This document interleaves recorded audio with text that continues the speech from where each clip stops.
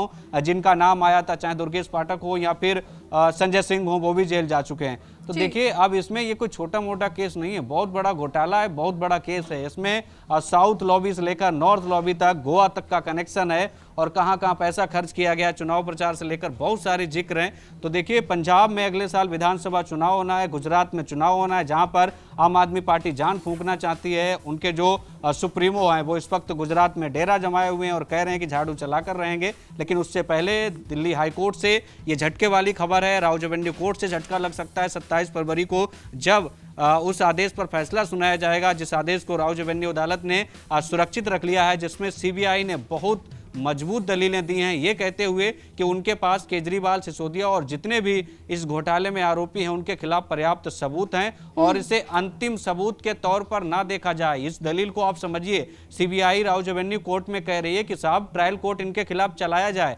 मेरे पास पर्याप्त सबूत हैं। दूसरी बात ये भी बड़ी कही गई है कि जो हमने सबूत आज पेश किए गए हैं, इसको ये ना माना जाए कि ये अंतिम सबूत हैं, इसके बाद सबूत नहीं होंगे, इसके बाद भी सबूत होंगे तो जरूरत पड़ेगी वो सीबीआई कोर्ट को उपलब्ध कराएगी। तो देखना होगा 27 फरवरी को केजरीवाल और जितने भी आरोपी हैं शराब घोटाले में, उनके खिलाफ क्या कुछ बड़ा फैसला आता है। दूसरी तरफ राउज एवेन्यू जो ईडी है, जिसने कह सकते हैं चुनौती देने का मन बना लिया है अरविंद केजरीवाल की जमानत के खिलाफ, तो दिल्ली हाई कोर्ट से क्या फैसला आएगा और क्या कुछ इस पर देखने को मिलेगा, इस पर सबकी निगाहें बनी हुई हैं। लेकिन ये बहुत बड़ी खबर और बहुत कह सकते हैं झटके वाली खबर हो सकती है आम आदमी पार्टी के लिए। बिल्कुल, यहाँ पर लगातार हम रानू अरविंद केजरीवाल का जिक्र कर रहे हैं, तो मुझे वो दौर भी याद है जब सुप्रीम कोर्ट से उनको अंतरिम राहत मिली थी। दिल्ली चुनाव में वो प्रचार के लिए उतरे थे, तो घूम घूम कर पूरी दिल्ली में उन्होंने कहा था, आम आदमी पार्टी के नेता कहते थे, मनीष सिसोदिया कहते थे कि अगर जनता को लगता है कि हम एकदम निष्पक्ष साफ हैं, तभी दिल्ली की जनता हमको वोट करे।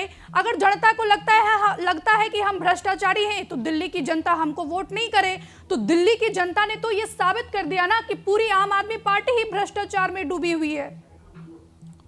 देखिए, बिल्कुल ये शुरू से ही घिरते रहे हैं। शराब घोटाला इतना बड़ा घोटाला है, आप देखिए इसी चक्कर में दिल्ली की सरकार जो थी आम आदमी पार्टी की, जहां से पार्टी जन्मे 2012 में, वो पार्टी का वर्चस्व खत्म हो गया दिल्ली से। और प्रधानमंत्री मोदी ने खुद संसद में इस बात का जिक्र किया था कि एक पार्टी और एक नेता जिनकी पार्टी पूरी शराब के चक्कर में डूब गई, जिनकी सरकारी पूरी शराब में डूबी रही। यानी सीधे तौर पर प्रधानमंत्री ने अरविंद केजरीवाल और जो उनके नेता हैं पार्टी के, आम आदमी पार्टी, उन पर निशाना साधा था संसद से। और उसमें कोई दो राय नहीं है, पूरी पार्टी शराब में डूब गई दिल्ली में।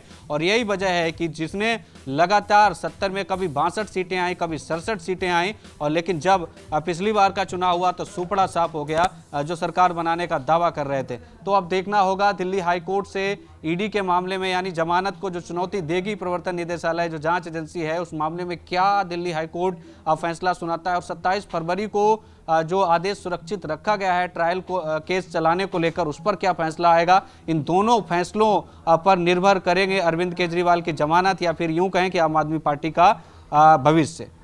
बिल्कुल रानू, आप नजर बनाए रखें। फिलहाल के लिए बहुत बहुत शुक्रिया आपका, तमाम बातचीत के लिए, तमाम जानकारी के लिए।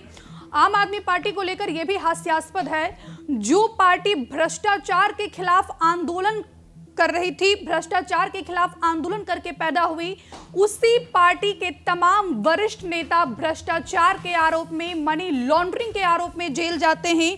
और यहां पर आबकारी घोटाले से जुड़ी मनी लॉन्ड्रिंग मामले में जांच एजेंसी यानी कि ईडी द्वारा जारी समन का पालन नहीं करने के मामले में बरी करने के ट्रायल कोर्ट के आदेश को प्रवर्तन निदेशालय यानी ईडी दिल्ली हाई कोर्ट में